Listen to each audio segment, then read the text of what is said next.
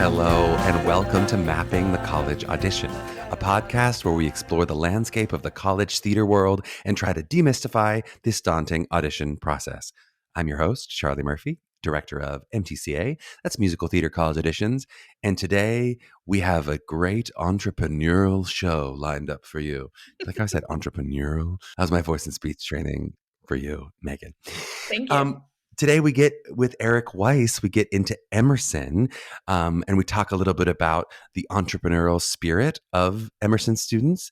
We talk about the sort of specific curricular differences between all of Emerson's BFAs and the general 60-40 model of a conservatory style training within a liberal arts education that we've talked about before. We talk about the idea of what it is to be surrounded by creative people and helping you find which role you like best in this art form. We get into the audition process, and Eric gives a lot of advice about preparation, stuff like read the play, be ready to play in the room, be ready to improv, be ready to talk to them, etc. And Eric weighs in on the eternal question of, do high school resumes matter? But before we get to Eric, Meghan, I got to see you in live human person last week. What a pleasure. What a pleasure it is to see me live and in person. I must agree with that, Charlie. No, it was so great to see everybody. We see each other so much over the screen, so it's nice to hug and hang out a little bit and see our wonderful students, with all their hard work come into fruition for this weekend. So it was very exciting to be around such a wonderful group. The thing both Meghan and I get so often from our students when they see us, you see our faces often on a Zoom or a webinar, and they just go, "You're so tall." It's true for both, Meghan. We're both like much taller than our faces look, for whatever that means for you. Like you see our face, you'll be like, "Oh, Charlie's probably like 6 foot," or like Megan's probably like 5'4," and it's like not the case. It is not the case. No, we paired the assistants well with the directors. I feel like that's right. We go together, the tall ones, and Justin, Leo, a little bit shorter, they go together. Leo is perfectly tall, especially with all those Fluvog boots. My God. I do just want to say to everyone at Chicago Unifieds, it was such a blast getting to see you all. It was just a beautiful spirit in that we hold a little green room. I think I talked about in New York City, we hold a little green room in the Palmer House, and just the students walking in there and supporting each other was really touching and beautiful. The parents who really understood this process so well, navigating the ups and downs of it with their children. It was just, it was a really touching week for me to be a part of. And we talk about it a bit in the episode, but it was really fun for especially some of our parents who've been with us for a long period of time. They kind of were prepared for what was happening. And so it was really kind of cool for them to see, oh yeah, this is the moment you talked about. This is when this is happening. This is, it was really kind of cool to see that. All right, well, let's get into this episode with Eric Weiss from Emerson. Well, we are honored to be joined by Eric Weiss. Eric has a BS in acting from Syracuse University, and I like to say all acting is BS. He has an MA in theater education from Emerson College. His performance work includes 5 years as a member of the Rhythmics, and he's also served as a scriptwriter / curriculum consultant / producer / actor / director. We love those multi-hyphens, with a training company called True to Life. Right now, he's the director of programming in the Department of Performing Arts at Emerson College, which we're going to dive in today. Emerson College is located in Boston, Massachusetts. They take incoming musical theater classes of about 18 students, and we're going to get into class sizes today. We're also going to get into all the different degrees that Emerson offers, because there's some really interesting ways they deal with the relationship to their degrees. They do a music theater BFA, an acting BFA, and some fun degrees like a comedic arts BFA, which I'm really into. We'll talk about that. And then all the sort of different specificities of theater education and performance, etc. We'll get into that on the show. Eric, how are you doing today? I am doing pretty darn good, I have to say. In the grand scheme of things, big picture, I am grateful to be healthy. I am grateful to have a job in these times, these difficult days. I think of so many people out there in the world suffering right now, and I have to count myself as lucky and fortunate. That is such a great answer. As we record this, we're right in the middle of audition season, sort of just after Chicago Unified. So this will be released a little bit later. But to be able to give that answer in the middle of crazy times is a beautiful perspective. Let's talk a little bit about how you found yourself at this position. So tell me a little about your background in terms of how you ended up in this current job. Well, as you said in my bio, I got an undergraduate acting degree from Syracuse University, a fine institution. I got terrific training, and then I moved to New York with my then college roommate. Very stereotypical. I can remember packing up a U-Haul truck and moving to New York, and I spent about 8.5 years in New York. Working as a professional actor and doing a variety of support jobs as well. I got married along the way. I promise I'm getting to your question. Got married along the way. And my wife and I didn't want to raise kids in our one-bedroom apartment in the West Village, which we loved. But we thought that would be pretty challenging. And so we both grew up in Boston. And we moved back to Boston where our families were. And I wasn't quite sure what I was going to do with myself. I do come from a family of teachers. And had an interest in exploring that. And I looked at graduate programs for theater in Boston, and the one that jumped out to me was the Masters of Arts in Theater Education at Emerson College, because it talked about the intersection of arts and education. I'm like, yep, that's me, the intersection of arts and education. And so I started there in 1999, and it's a 2-year program. And inside of 3 weeks, I was like, I like this place. This place is cool. It's got the right feel, vibe, as kids say now, for who I was at that moment. And I made it my secret, quiet little mission to not leave. And I was very, very lucky. I walked in the door at the right moment. They needed someone to be able to do a very specific teaching job, teaching undergrads. And I was, walking out of a New York acting career, and I felt like I had something to say. And so I got to teach undergrads and sort of manage a class that other grad students taught as well. And I did that for 2 years. And at the end of those 2 years, the chair of the department at the time said, "You want to stick around and keep doing that?" And I was like, yeah, I do. He heard your secret plan. He was on to your secret plan. Exactly. She figured out the secret plan. And she's like, well, you can't just do that. You won't be able to pay your bills. So let's see what other classes you might want to teach. And I'm like, yes. So I started out teaching things like theater appreciation, like an intro to theater course for non-theater majors, and intro to acting, and aside from the stuff I was already teaching. So anyway, I did that for about 5 more years or so as an affiliated faculty in the Department of Performing Arts at Emerson. And then, to make a long story short, this administrative job opened up in my department, and I was lucky enough to get that. So the beautiful thing about it is I have this funky, niche-y little job where I administrate in my department and I teach in my department. So I'm a teacher and an administrator. And I think those two things feed each other. I'm a better administrator because I teach and I understand our students. And I'm a better teacher because I believe I understand the bigger picture of how my department works. So I succeeded. I have not really left. I've been there since 1999. And yeah, that's how I wound up here. You did not succeed in making a long answer short, but it was a great answer. It was a great answer. But let's get into Emerson a little bit. And specifically, I always like to start off with, like, as you see sort of the incoming classes of Emerson students, what do you think it means to be an Emerson student? What do you sort of see as a defining characteristics of those classes? Yeah, I feel that Emerson is a very productive, hardworking, positive, entrepreneurial kind of place. Students often choose to come to Emerson because they'll be able to make their own work.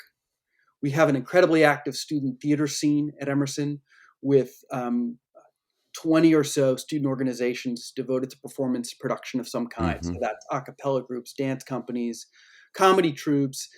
And I can't remember how many we're up to, 6, 7, 8 theater companies entirely run by students. They have budgets through student government. They have administrative structures, long histories, and different focuses. Foci? Is that the plural? I don't know. Fosse's. I think it's like Fosse Verdon. Is that what it is? No. But anyway, they each focus on different things. And it provides the students an opportunity to make their own stuff in a way that I think has a safe amount of risk.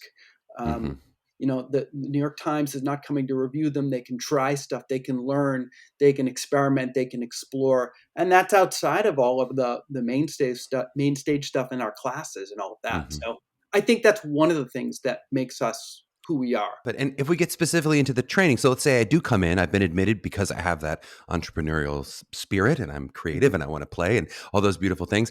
How am I going to come out trained? And I know it's going to be a little different degree to degree, but maybe let's focus specifically on the music theater and the acting training, because I think it's where a lot of our students think they're going, at least for now. Sure, sure. How am I going to come out different 4 years later if I've come in with that spirit?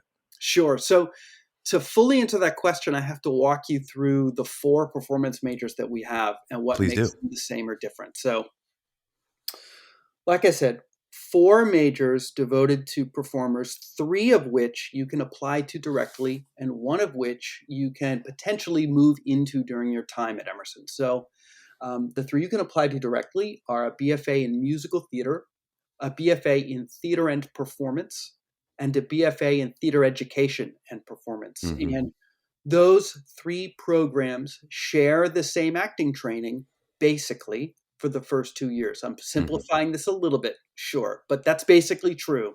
Mm-hmm. Musical theater kids are taking voice and dance and musicianship in addition to that acting training. At the end of the first 2 years, those programs split up. Musical theater goes into 14 hours a week of studio classes. It's probably as close to a conservatory as we get. Theater and performance also takes upper level acting classes, but those classes are shorter, so more like 6 hours a week. Mm-hmm. But the additional time in your schedule as a theater and performance student allows you to study other stuff. Now, other stuff can be additional acting classes. It could be other classes in performing arts like directing or dramaturgy or arts administration. Mm-hmm. It could be other things that the college offers outside of performing arts, like American Sign Language or journalism or marketing or poetry or whatever makes you happy. Theater education and performance, by comparison, has essentially pre-selected what they're going to do with that schedule flexibility. Those kids are going to take theater education classes. And as a part of that program, they can be certified to teach in public school, Massachusetts, K through 12 as a theater specialist. That's preliminary licensure. So it's a really cool and unique degree. If you think back to theater performance for a second, at the end of those 2 years, you'd have some choices about how you're going to spend your last 2 years. Do I want to add a minor? Do I want to take extra acting classes? What do I want to do? And one of the options in that program is to audition for our 4th performance major, and that's a BFA in acting. And if you get into that, then that's 14 hours a week of structured acting classes as well. But the thing is, we don't think of these programs like one is better than the other, or even that one is for better actors. It's about what you want to do with your time. A BFA in acting or musical theater is for somebody who wants that structured, focused training of sequential courses that have been selected for you. Theater and performance is for someone who wants to study acting. They say, I love acting. I want to study it for 4 years. I'm also a playwright.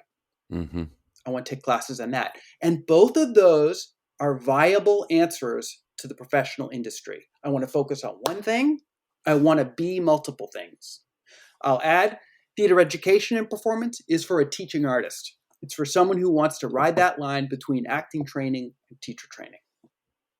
Beautifully laid. We went down all these beautiful paths. I kept being like, he's going to miss. He forgot acting. Let's come back. But no, we got them all. We got them all. It was really beautifully done. But so let's go down those branches a little more specifically in terms of, especially maybe those 14 hours of musical theater training and acting training and what that looks like in terms of your school's philosophy. So first, I think the other thing to cover before I dive to that is just that Emerson is a hybrid between a conservatory and a liberal arts school. The split is about 60-40. So all students, regardless of their major, 40% of their classes are going to be general education, liberal arts classes. And there's not one right way to study theater or one right way to go to college for theater. I really believe that for a student, for an applicant, there's their way. And that's the process of applying to college, of figuring out what all these places are like. So I say all this. I'm going to say all this about musical theater and acting to acknowledge that it's not a conservatory and they're still taking all these academic classes. So we graduate well-rounded, professionally trained theater artists that understand the theater in its cultural context. Mm. That's what we do. That we are training people to, in all four of those programs, yes, go pound the pavement and win roles in auditions if that's what you want to do, but you're also being exposed to the idea that you can translate the things that you've learned about the theater, the things that the theater teaches, you can translate that to other things that you might be interested in too.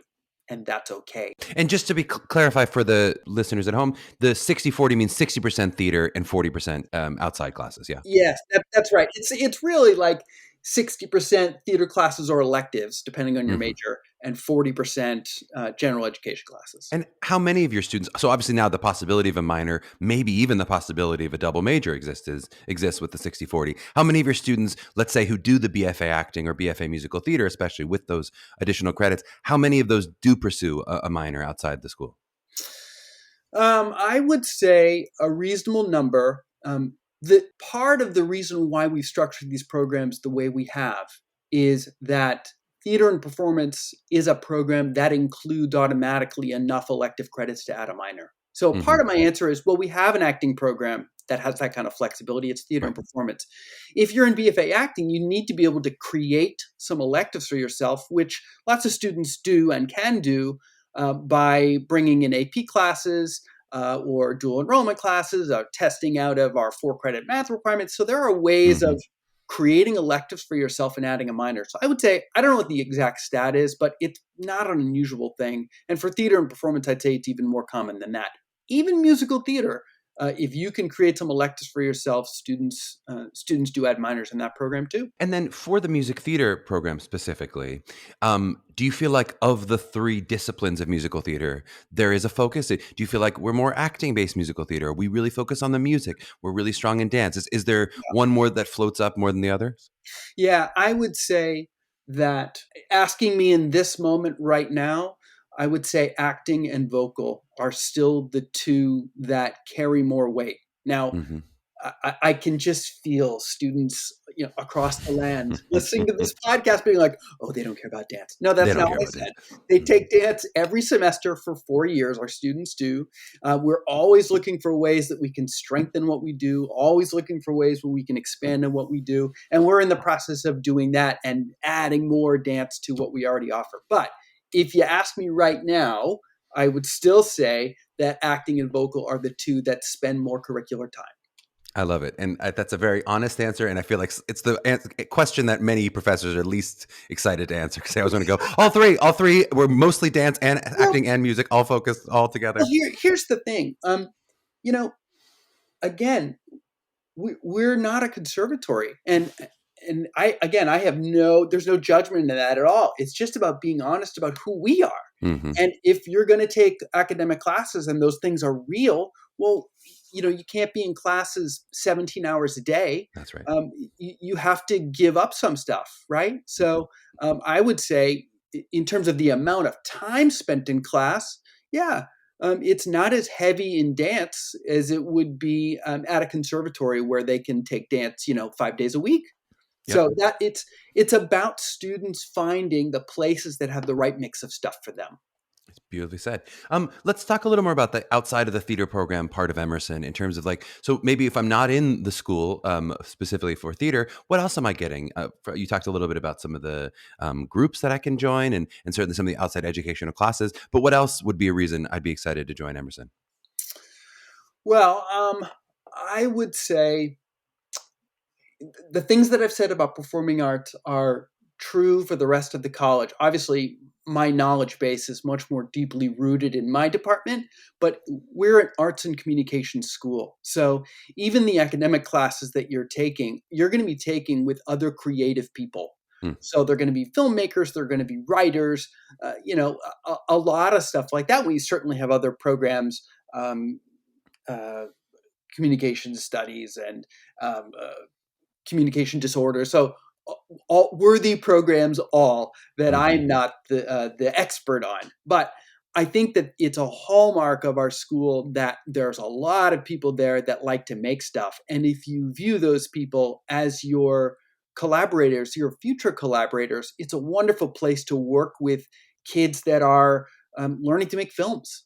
And we have an unending amount of opportunity for students interested in acting in film to get lots of practice. Obviously, we offer acting for the camera classes too, but for students that want to get lots of practical experience, it's the opportunities are pretty endless. I'd say opportunity is not really our problem. I'd say our challenge is more like time management Yeah, and how do we actually use that proper time to seize balance them in all? life, Yeah. that kind of stuff. But yeah. What about for our acting and theater and performance majors? So maybe the non-musical theater majors. Yeah. What kind of access do they have to musical training? If I'm maybe musical theater curious, but I want to be an actor, but I do love to sing sometimes. And like, how can I have that kind of access, or do I have any access in You terms of do. crossover? Yeah, you definitely do. So private voice and dance classes are required for musical theater majors for 4 years. They have to take it. For everybody else, that's an elective. So they could certainly opt to take it if they wanted to. Most classes at Emerson are 4 credits. Dance classes are 2 credits. Voice lessons, are 2 credits. So there's a nice pairing in there, and you can see why it works in our musical theater program. But there's a nice pairing in there for a non-MT to take those things. Now, I try to give realistic answers to all this stuff and not make it sound like, yeah, just come to Emerson. You can do anything at any time. There's no rules. No, I'm not sure it's realistic for a first year student to be able to add those things for their first year. I think they probably can do it in their second year. They definitely can do it in their junior and senior year. Now, that having been said, we're also in downtown Boston, right? So there are dance studios around, and if you wanted to take private voice in Boston, how could we stop you? So there are certainly ways of exploring that MT curiosity and fueling that need that you have. I love it. And then specifically, I want to talk about, because I've had a number of students apply because they were interested in the comedic arts program, whether it's because their dream was to be on SNL or to be a sketch comedy writer or be an improv person. How does that work in terms of how it would apply and how that might change? Does it change the audition process, or how do I, if I'm interested in that comedic arts, what do I explore? Yeah, so I have a surprising answer for you. Ooh, improv on the spot, showing that training, comedic arts. The surprising answer is our comedic arts program is not within the Department of Performing Arts.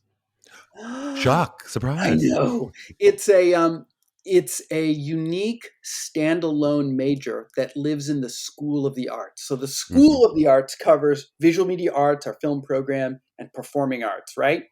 And writing, literature, publishing, I believe. So it's a unique School of the Arts program where all 3 of those departments contribute classes to that program.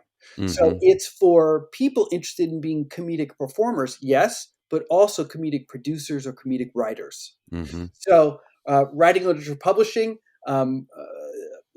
contributes the writing courses, and performing arts contributes the performing arts courses, the performance courses, improv comedy, sketch comedy, physical comedy, that kind of stuff.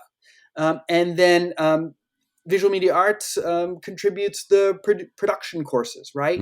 So in that way, I'm actually not the expert to talk about the admission process for that program. That's the truth. But I know that they do have a submission process where students can submit, I believe, anything that shows, to use their verbiage, the spark of funny.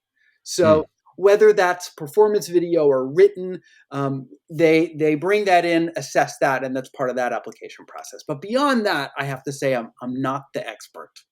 Okay, fair. I love it. And last question before we get into the audition process that you will be more expert on. Yes. Let's just talk about, so as you see, a couple months from now, where all of our students are going to be just saddled with options and making decisions between all these great programs. Why do you find that a student might not choose Emerson? Why do you find a student goes, I like you, but I'm going in this direction? Because of what reason? I would say the first thing would be wanting a conservatory, wanting to not take the general education classes. I think that would be the biggest motivator. because I believe we have a really strong theater program, really strong training. I believe the quality of our teaching and the level of engagement between teachers and students is very high. Mm-hmm.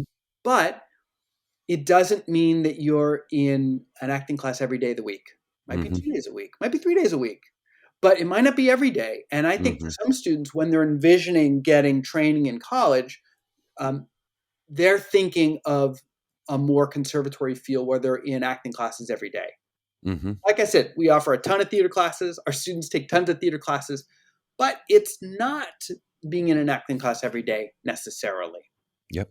No, it's beautifully said. I think that is one of the biggest factors we see students as they're narrowing the choices. Is sometimes it's the other direction. It's because I want more academics, and That's right. sometimes they go, I don't want that. It's not something they necessarily know at the top of the process of which schools are which and what do I definitely want for myself. That's something sometimes we learn as we go. So two things I want to add to that. I think that's wise what you just said, and one of my beliefs is that students learn a lot about this process and learn a lot about themselves in this process. Mm-hmm. What do they really want?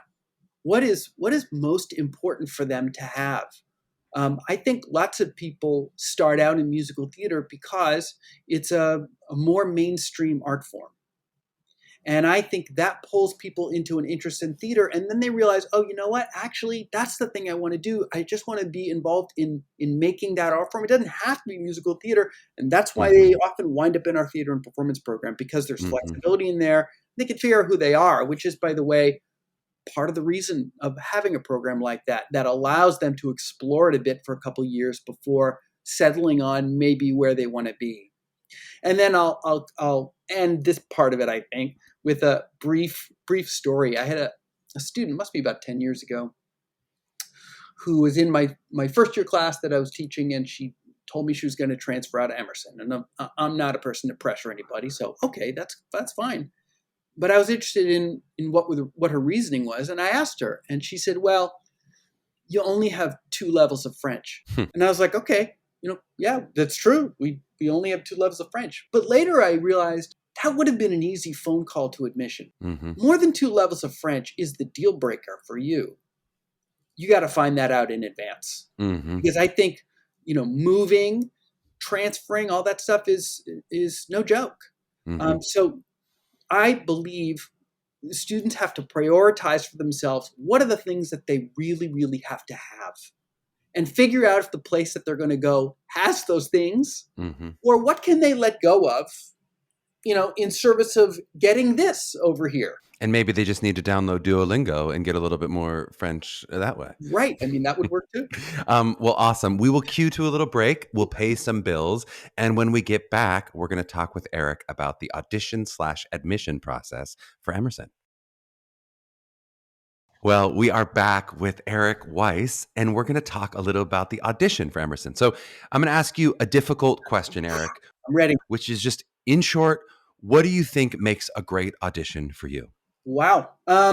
Well, I think the first thing would be the student, the applicant, being prepared. I think that is the best thing that an applicant can do to ready themselves. And it sounds like a small thing, but I don't think it is, because if you're prepared, it means you can play with what you've done. It means that you are not locked into a rote version of what you're doing. The things that we emphasize in our audition process is flexibility, because we allot enough time to work with students on their pieces. We're proud of the culture that we have at Emerson, and again, I can speak specifically about performing arts. We're proud of the culture that we have, and we're seeking to perpetuate it. So we're trying to bring in students that are passionate, that love to work on this wonderful collaborative art form, that are collaborators. And so we tell people up front at the beginning of the audition, listen, we know you've prepared 2 pieces. We know you've prepared 2 monologues, 2 songs. We might only do 1 of each if you're musical theater. We might get to the second one. We might just want to work with you in the first one. We might just do the first one and then just want to talk with you. We're not casting a play today. we're casting students that are going to live here. And so who you are as a human, and that's not really anything you can prepare for, I suppose, but coming in with the attitude that we're gonna play, we're gonna enjoy this process is, I guess, the things I would emphasize. Is there any kind of pet peeves or stuff that you really don't want to see in a student's audition, whether it's material or the way they enter the room, or is there anything that sort of puts you off?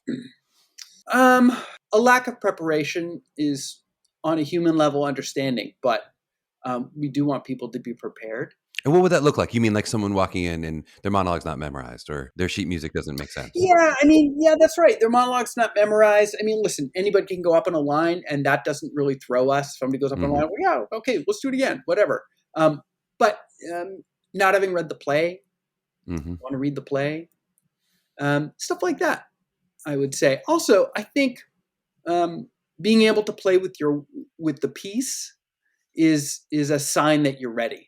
That I take that as a sign. So if someone comes in with a really rigid performance where they've cultivated it, but you're actually not prepared, even though you think you're prepared because you know exactly how it's going to be said. For you, that's not prepared because you're not able to play. Well, it's prepared to a certain point, but when you say, okay, listen, we're going to try it again, and this time we're just going to like do the whole thing backwards and upside down, and it doesn't change at all. It's like you give someone a huge direction, and if it doesn't shift, it's like they're kind of stuck in their performance. Do you know? Completely. And we've probably talked about it in half of the episodes on the podcast. Students, I think, come in with that understanding. It is something I think for the parents listening that they kind of don't believe. They expect in working on a piece that's like, we're going to polish this thing to an inch of its life. That's what we're paying for. And just like, that's not actually what you're paying for. Yeah, that's right. And even requiring 2 monologues is not about making it like a harder hurdle to clear or anything like that. So we used to require 1 monologue, and I can remember the first year that we required 2. It must be 7 or 8 years ago now, but whatever. I was doing auditions in the fall, and this young woman came in, and I said, "Hey, what are you going to do today?" And she was like, "I'm going to do a monologue from Anton Chekhov, The Seagull. The last scene, the role of Nina." Yes, exactly. That's right. So it's a wonderful monologue. It's a great piece. But when I was an undergrad, we thought of that scene as the single hardest thing that a young woman can do in Western theater. So I already know, like, okay, this person has picked something that's very, very difficult, high degree of difficulty. So, I watched that piece and I would say she gave a gamely effort. And then I said, okay, instead of working on that piece, I said, well, what's the other one? And the other one was perfect for her, and she crushed it and got into the school and graduated in 4 years, all that good stuff. But the thing to point out there is requiring the second monologue gives me another tool. It gives me another crack at seeing if I can figure out who this person is and what they can do. And also choosing monologues is really hard, and it's especially hard for young people. And so 2 choices, it makes my job easier. It's not about like, we want to make sure that you can memorize 2 pieces, and it's not that. Yeah. I love that. And I think that is one of the hardest, when we talk about material selection, which we talk about a lot, of course, with our students, it's one of the hardest places to give a black and white answer. Yes. When you're saying, I want to do this Chekhov piece, is that wrong? It goes, it's not wrong. Like, because it's a big swing, but like, if you hit a home run with it, are you saying, did that student say something about themselves that says, I'm going for it, I'm giving a game effort for it, especially with that second piece that was a little more right on the money for them. Yeah. It's not to say no, but it's not to say yes. It's, it is so individual, student to student. Right. It's not like it's not that I thought less of them for doing it. I mean, you're right. It was a big risk. It's that I couldn't see them. It was just too far away from them, the reach for you to be able to go, where are you in this? Yes. Where are you in this piece? Exactly. Yes. Totally. The only other thing, we're not Puritans in terms of language or that kind of stuff. So I've thought carefully about where is the line where it feels inappropriate. And I guess if you're doing a piece that makes me as the watcher worry about your safety as the actor or the student, that's where it crosses the line. Yep. So is it a swear or 2? Not really. But if you're getting at something that is about, very difficult material to hear, that's when I think you might want to make another choice. And also knowing that for many of these auditions, for our auditions, you're probably in a room, you're even a virtual room with one other person. you don't want to do anything that makes the evaluator feel uncomfortable hearing it. Does that make sense? It makes total sense, and it's almost exactly the answer I often give. When people ask for that level, they're like, what's going to offend the auditors? And I go, it's actually more about your comfort in terms of their delicate sensibilities are unlikely to be offended more than your own. Do you feel comfortable? Does this seem like something you would say? I think it's Yeah. such a great answer.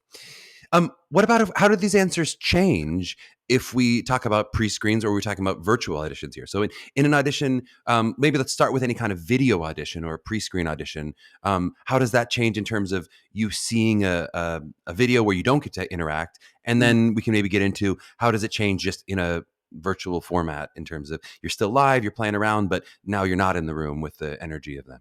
I feel like virtual auditions work. That's been my sense. I mean, obviously there's been a learning curve over the past year and a half or so, but I feel that virtual auditions do work and are pretty close to what we do in person. In terms of video submissions, I feel like we're still in that learning curve of trying to figure out, okay, how is this different, or what changes? I'll tell you one of the things that I know already is watching a video of a monologue, for example. I can't ask someone to adjust, right? I can only see it in the way that they've done it in that, and so I'm not sure what that says. I'm not sure what that means, to be frank with you. But I have found myself frustrated time to time going, oh, I'd love 10 minutes with that person, you know? And we'll get into some of the other kind of interstitial parts of an audition, but I loved it because you mentioned Emerson students often have a kind of entrepreneurial spirit. How is that something that they can show in an audition, right? How do you sense and sniff out, oh, you seem like this kind of creative person? Is it about material choice? Is it about the interview? Or where do you sort of feel that out? Yeah, to sense it? I think that becomes clear. Maybe not the entrepreneurial part, but at least the attitude and perspective can come out in working on pieces. You know, when people can really give over to having fun in that process and working on a monologue with our faculty, I think that we learn a lot. We get a lot of responses from applicants that say things like, "My monologue got better in your audition," which is fantastic, and which is kind of what we want to have happen. We're trying to communicate to applicants what it's like to be an Emerson student in that process. So now students, you know what to write in your thank you note. Tell Eric, my monologue got better Oh in the audition. no, Now what we have know. I Good done? cue. That's just oh no, but you know, being able to work with stuff on people, you can learn a lot about them in a short amount of time. Totally. And this leads to my favorite question, which is if you had to estimate in percentages or however you want to talk about it, if you had to estimate how much for you of the decision to give an artistic yes is about the skill displayed in the initial work, let's say it's in those two monologues or in those two monologues and two songs, versus those kind of intangibles of how do they take the adjustment? How do they interview? How do they walk in the room? Anything that's not in the material itself. Wow, that's a great question. I'm What very proud of it. I percentage? up Yeah, myself you every should time look I at ask that it. question. That's a good question. Gosh, I don't know if I can give a percent. 50-50. That's a percent, sure. Listen, some people walk in the room and just rock it, of course. And that's like, whoa, oh my goodness, that was fantastic. You know, yeah, this is great. But sometimes it's also really impressive for somebody to come in and be like, first pass, not that good. You know, like first pass, not that good, but wow, what growth in 5 minutes. So I'm not saying anybody should like plan this out and go into my first pass will be bad. And then my second pass will be like, That sets up their thank you note. Now they can do that. They're going to come with bad, as bad as they can do. They'll don't really do flip it that. on, and then they'll say night and day. Don't do that, but show up ready to play. And then, so let's say the artistic yes or the artistic, warm green light or however it works specifically from you is there. How does that then work with the admission with the school in terms of what percentage now is going to have to be about the academics, which the grades, the SATs, essays, all that kind of stuff? Yeah. So I'm happy to say I have a wonderful relationship with, as I call them, my colleagues down the hall. who work ably in an undergrad admission, and I have a wonderful working relationship. They understand the school that they work in. They understand it's a creative place, and what we do is collaborate on a decision and send one unified decision. So we work out our differences behind closed doors, I suppose, and rarely does it come to blows. And then we will release decisions after that. If I had to characterize that in terms of I don't know, power and control, I'd say probably 51-49 undergrad admission, because at the end of the day, they're the ones that have a button that admits somebody, and I don't have a button that admits anybody. But we really work collaboratively, get along well, and understand that people need to have a certain level of academic strength and a certain level of artistic strength to get into the school. And we just don't have a hard definition of what those things are in advance. We just try to take people one at a time and weigh their strengths. Is there any, I was going to ask, is there any kind of, under a 3.0, don't even bother. Is there any kind of line where you go, this is really going to be a stretch, even if I love you artistically, to get that 51%? Gosh, it's a little out of my area, but I really, I hesitate to put a number on it, because somebody in admission will be like, what are you talking about? That's not what, right? I'd say below a 3.0, it gets a little more challenging. Again, I believe that students should let go of the things that they can't control. And if you're interested in applying to Emerson, apply. Yep. Right? Like I said, we don't have a hard, fast rule about this stuff. So why not? You don't know what's going to happen. Why not? And I know there's a little more looseness in a lot of these institutions with COVID. If there's some specific reason why a grade went down, or sometimes it may the number's a little lower, but here's the reason why. You can show a course of. I'm also a big fan, and again, I don't work in undergrad admission, but I'm a big fan of students saying, if they had some life event that affected their school performance, like, tell us what it is. We're just people too. And then to get specific about the musical theater program, I know you mentioned in terms of your credit hours, you think it's a little more acting, singing, and then dance.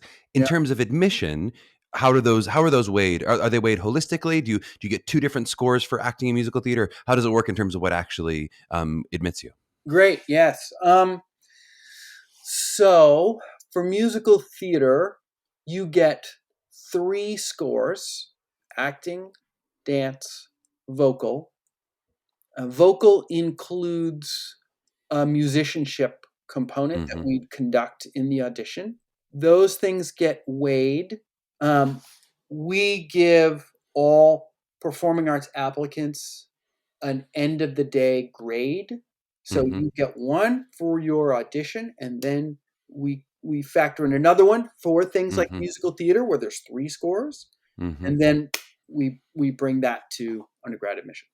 Really cool. I didn't just answer that very well, did I? No, it makes kind of sense. And I know can't tell us all of how the sausage gets shoved in the tube. We know. But what, just maybe be more specific on musicianship. Is it a music theory test? Is it my playing piano? What does that mean? Yeah, there's a brief sight singing component. I actually haven't done it myself, right? So there's a brief sight singing component, and I think there's a singing back component. That's what I can remember. Luckily, we're going to do it to you right now. We're about to give you the test right now. You're so on. Let me warm up. We do make all of our artists, like we interview with both colleges and artists, and we make them all play games. I can't make the faculty play games. They'll get too mad at me, I feel like. It just feels too unfair. Could you imagine if we're like, okay, we're going to do a solfege exercise. Here's tonic. Oh my God. Well, I'll tell you, I'd have to get some of our MT faculty in there, and then they could rock that, I'm sure. But you want to play a game with me? I'm down. I'm for it. We're ready. All right. Maybe some trivia. We'll come over. What if we just end this section with, I know you talked a little bit about preparation as advice, but is there any other advice, maybe especially for students who are listening to this, about to audition for your program in a couple weeks? Any advice that you would say before you walk into Emerson? Just think about this. It's trite to say, be yourself. Trite, but true. It's true. It's true. And I know that that's such a hard thing. Like, how do I be myself? It's a difficult thing to ask, but we do want to see who you are, and we want to see who you are. To quote my colleague Maureen Shea, the chair of performing arts, we want to see who you are through the vessel of what you've chosen. Beautifully said. I just want to talk a little bit about some of the specific challenges of 2021 and the past 2 years, really, in terms of specifically some of the demands for racial equity I would love to hit, and then also just some of the adjustments that the college has gone through in the virtual world in terms of classes, in terms of auditions. So that's a big answer and kind of take it where you want to take it, but maybe we can hit both of those things in terms of the past couple of years. Sure. I think I feel our country is at a unique moment of discussing the relationship between race, gender, sexuality, power. And I'm careful with this answer because I really don't want to make it sound like, well, we've got it all figured out and we've like solved everything. Like that's an ignorant answer. So I believe, like everybody else, we are wrestling with those conversations too, and taking active steps to rethink how we do things, to decolonize our 4 years of curriculum. And that's been a process that has been going on for several years now, and consider who gets to go to college, what are the barriers to going to college, what kind of faculty get hired, how does that process work? And all of that is complicated. And we're engaged in the messy complication that is. We are committed to changing the world for the better. We are committed to educating our students and understanding that the art form that we practice and love exists in a context, a historical context that has favored straight, white, cisgendered voices. And that has to change. That's beautifully said. And then what about the virtual changes? So I imagine for at least some period of time, there was teaching that was exclusively virtual. And then is there some kind of hybrid that's now happening? And we can even get into the auditions and the current virtual that's happening. Yeah, sure. So last year, we did all hybrid classes for the year. So they met in person 1 day a week and on Zoom the other day a week for 2-day-a-week classes. We did that for the year. The administration, I have to say, did a really good job of handling this. And, I'm not afraid to be critical, but I also have to give them credit. They handled this. I can't imagine them handling it better. We had very few cases. Everyone was required to be vaccinated and tested. Students were tested in the fall once a week and in the spring twice a week. And we managed to keep cases down. They spiked a little last year around the holidays, which I think was understandable. They spiked everywhere. I don't think that was an Emerson thing. That was just where the disease was going. This year, our classes have been 100% in person. Everyone masked, vaccinated, boosted, and tested. I believe we're at once a week. I believe the beginning of the semester and last semester it was twice a week. So they've done a good job, I believe, of keeping people safe. I think these challenges are ongoing, and we all need to remain committed to squashing this virus as best we can. And what about, I know right now you're in the process of doing virtual auditions. Is that something that's going to continue into next year? Are we expecting live auditions coming back, virtual auditions going away or staying? How's that looking for you guys? Boy, is that the question. I mean, really, that is the question. I don't know. And here are the things that I know. Virtual auditions work. They're more accessible. More people can audition. I love the fact that we are no longer asking people to fly someplace, that they have to. From an equity standpoint, that's way better. We love meeting people in person. We pride ourselves on how we run in-person auditions, and it was no fun to translate all of our auditions from in-person to virtual this year. I don't know what the answer is. I mean, when we put a schedule together over the summer, we all felt one way, right? We were all feeling optimistic last summer. And then I think by the time, October, November, December rolled around, we started to not feel so good. So I don't know. I don't know what we're going to do is the honest answer. Totally fair. And you cannot, as of February 11th, 2022, you cannot nail Eric down for any answer that's not going to be true. Yes, They could be listening to this 2 years from now. So now you're safe, Oh, whatever you said. I know they will. Yes. Any final thoughts and stuff that we didn't get to hit? Anything that you're like, oh, I really wanted to say this about Emerson or about the audition process, or anything that you go, oh, this is still hanging on my heart? I would say, speaking to juniors, this is a lengthy process. It's a lot of work. The sooner you can get started on it, the better. It pains me when people apply at the deadline and then say, well, I know you have only one day of auditions left, but I'm not free that day. Yeah, but could have done this a month ago. You have to get on this stuff early. I know it's painful to hear that, and it's painful to think that you might have to turn down roles. But if you are serious about this process, I think you got to think about that. Ooh, our other director at MTCA is going to love that advice. That's what he often says, is going, ooh, keep careful of that senior year, because that's the thing. It sneaks up on you. I remember being a senior in high school and feeling like, oh, I'm going to get all the leads now, right? Well, if you want to do this stuff in college, you may have to surrender some of that. And does that mean I can put you on the record saying that high school resume is not going to impact your decision? Because students don't believe us when we tell them that. We're like, it doesn't matter if you played Medea. It's great, but it's not going to get you into school. Yep. Yeah. Okay. So you're right.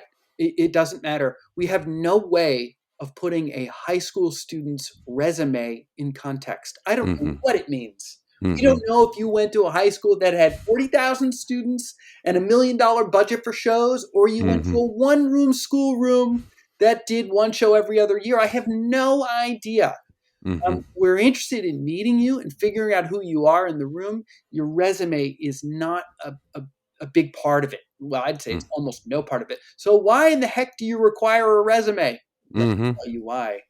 We require a resume because if we didn't require a resume, people would bring them anyways. And then we would have a massive stack of paper. It's true. It's true. So what we're basically doing is providing an opportunity for people to upload it. Some of our evaluators might look at it if they want to make a conversation, help this person be comfortable in the audition, ask them questions, stuff like that. But it's not really an evaluative tool.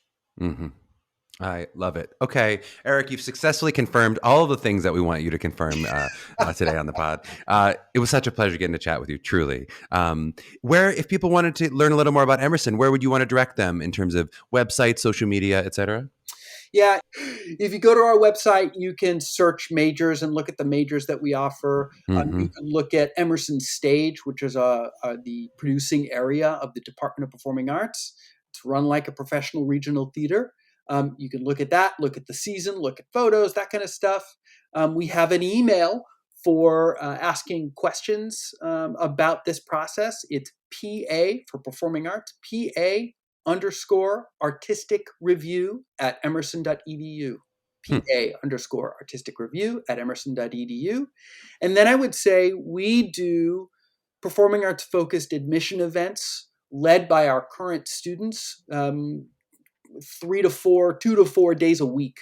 Some of them are virtual and some of them are on campus. They're 45-minute Q&A discussions of the Department of Performing Arts. You get to meet our students and you can ask them anything you want. I think you'll find our students frank and upfront and knowledgeable. I love it. Well, Eric, thank you so much for the time. We so appreciate it. Pleasure was mine.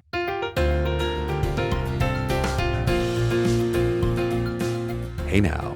I hope you enjoyed that episode with Eric. I found him to be so delightful and charming. He was really easygoing and fun, but I think had a really deep and honest, realistic understanding of the process and kind of where Emerson fits into all of that. There are so many things we could deep dive into here. So I'm just going to give a head nod toward the idea of picking difficult material. We might get a little bit more into this later, specifically that kind of difficult material. Maybe that's a big challenge for you. And of course, the idea of a BFA liberal arts versus conservatory, we've gotten into on previous episodes, but go back and listen to those episodes if you want to hear a little bit more about that, the sort of 60-40 balance that Eric mentioned. But I do just want to expand on Eric's advice at the end there, where he warns everyone or maybe suggests to everyone to start early. And I love how he kind of connected it naturally to how busy your high school senior year schedule can be, which is something we talk about a lot at MTCA, right? We often urge seniors to be very conscious of their senior schedules, especially in that fall, winter of their junior year, where the majority of these auditions will be taking place. But this becomes even more important for students who start later in the process. So if you are a junior or even a sophomore listening to this and think you might want to go through the process of applying to schools for musical theater or acting, I would strongly suggest you start now. So let's just go through some of the benefits of this.